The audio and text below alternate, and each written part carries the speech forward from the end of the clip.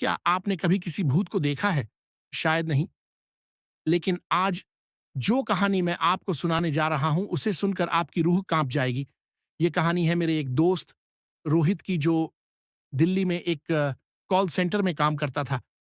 देर रात तक काम करना उसकी आदत थी और वो अक्सर अपनी बाइक से घर लौटता था। एक रात करीब 2 बजे वो घर लौट रहा था। सड़क बिल्कुल सुनसान थी, और दूर-दूर तक कोई नहीं दिख रहा था। तभी उसकी नज़र सड़क के किनारे खड़ी एक औरत पर पड़ी। उसने सफ़ेद साड़ी पहनी हुई थी और उसका चेहरा घूंघट से ढका था।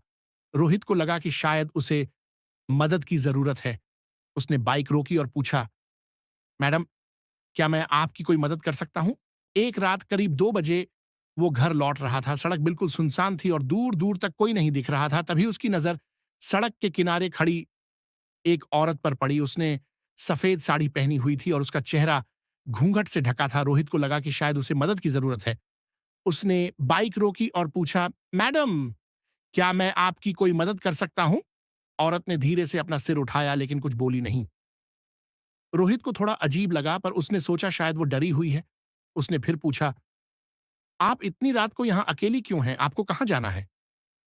इस बार औरत ने कांपती हुई उंगली से आगे की तरफ इशारा किया।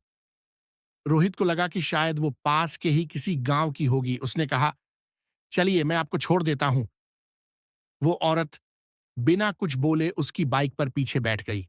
रोहित ने बाइक स्टार्ट की और आगे बढ़ गया। कुछ दूर चलने के बाद उसे महसूस हुआ कि पीछे का वजन अचानक बहुत बढ़ गया है, जैसे बाइक पर कोई पत्थर रखा हो। उसे ठंड भी लगने लगी, जबकि मौसम बिल्कुल साफ था।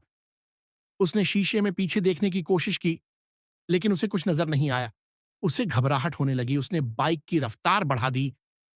तभी उसे पीछे से एक ठंडी फुसफुसाती हुई आवाज सुनाई दी, और तेज चलाओ।" रोहित के रोंगटे खड़े हो गए। उसकी हिम्मत जवाब दे गई।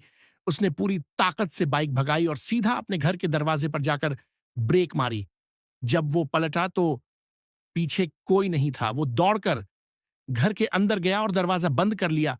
उस रात के बाद से रोहित ने कभी उस रास्ते से अकेले सफर नहीं किया। आज भी जब वो उस रात को याद करता है तो उसकी आंखों में खौफ साफ नजर आता है। क्या वो सच में एक भूतनी थी?